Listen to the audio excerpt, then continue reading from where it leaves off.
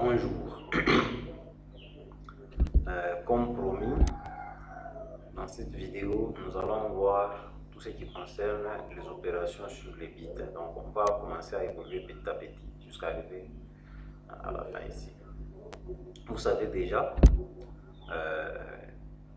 et avant d'abord de commencer, je vais vous donner un petit astuce.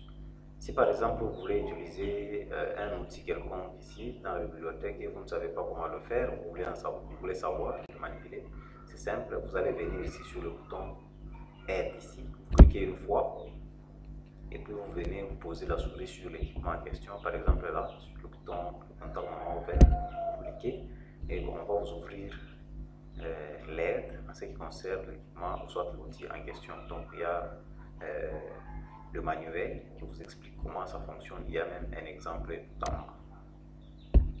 Voilà, l'exemple est là. Donc c'est simple. Donc ça, vous savez déjà, c'est le bouton moment ou le contact moment ouvert que l'on a utilisé ici et là.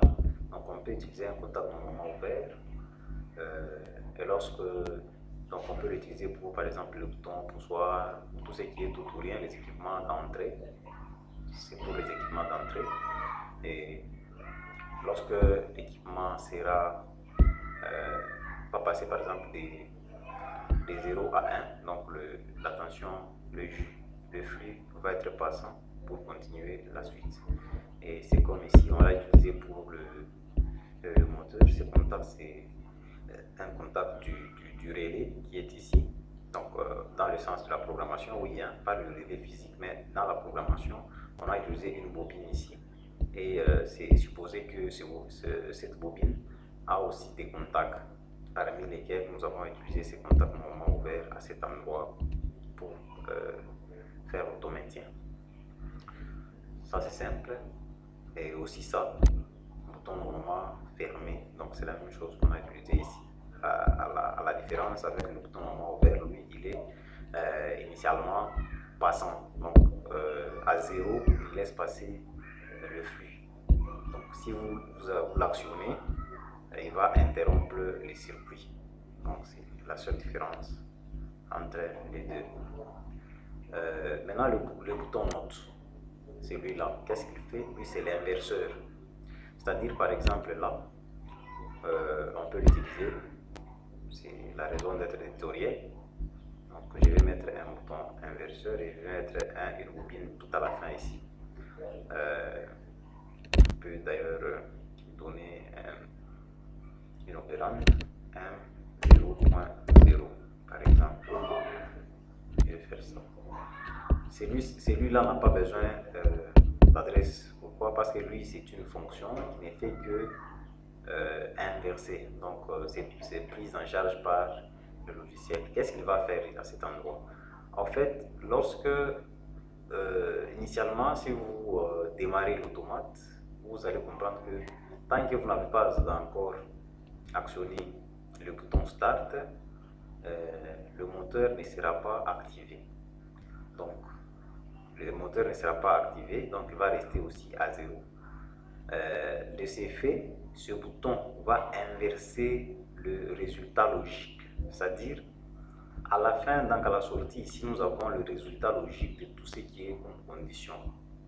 Lui, il va inverser à cet endroit et on aura ici ce bouton, cette bobine qui sera activée.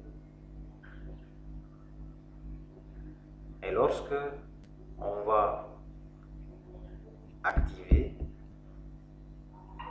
le start, notre bobine sera activée, ce qui veut dire que à cet endroit on va inverser, la bobine sera mise à 0. Donc on va essayer ça tout de suite.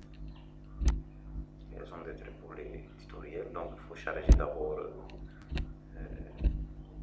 On va lancer l'automate virtuel.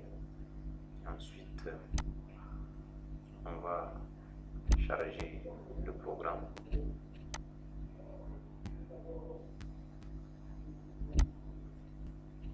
On va passer en mode visualisation.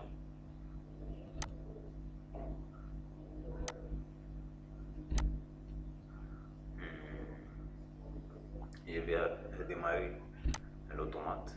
Et vous voyez ici, c'est clair, donc le bouton Start n'est pas activé. Ici non plus, donc le flux ne va pas passer. Mais à cet endroit, vous voyez que le moteur est encore à 0, mais ici, le node va inverser. Donc, il va inverser seulement le résultat logique de toute la chaîne d'avant le contact node. Et lorsqu'on va maintenant actionner le bouton Start, qu'est-ce qui va se passer? Vous voyez que le moteur Start va démarrer et M0.0 lui sera mis à 0 parce que celui-là a inversé tout simplement le résultat logique. Donc il a inversé le résultat qui est là. Alors, à ce niveau, on va vous dire que par exemple que ce n'est pas logiquement dans le câblage électrique, ça ne peut pas se passer. Si par exemple on va arrêter le moteur, on arrête le moteur, mais ici vous voyez que ça tourne. Qu'est-ce qu'il faut comprendre par ici? Ce n'est pas dire que le jus va nécessairement passer par là pour venir, donc suivre le circuit pour venir activer notre sortie ici. Ce que vous devez comprendre, tout ce que vous voyez ici sont des conditions, mais l'énergie nécessaire que va libérer l'automate pour cette adresse ne va pas venir, ne va pas passer par là. Ça, ce sont des conditions seulement que l'automate va lire sur le programme. Donc, pour fournir l'énergie nécessaire à cette sortie, il n'a pas besoin que l'énergie puisse passer par là. Lui, il va donner simplement l'énergie nécessaire parce qu'il y a cette condition d'inversion. Donc, c'est qu'il faut comprendre. Parce que là, on peut même mettre l'adresse pour les sorties physiques. Par exemple, on pouvait mettre A0.1 sur l'automate. Parce que j'ai utilisé cette opérande, donc la mémoire M0.0, c'est-à-dire cette variable est interne à l'automate. Donc on ne va pas le connecter, on ne va pas connecter ici un équipement physique à la sortie. Ça, c'est utilisé pour les données internes de l'automate. C'est pourquoi j'ai mis un M0.0. Voilà. Donc, je pense que c'est tout pour cette vidéo et on continue avec un autre outil dans la prochaine.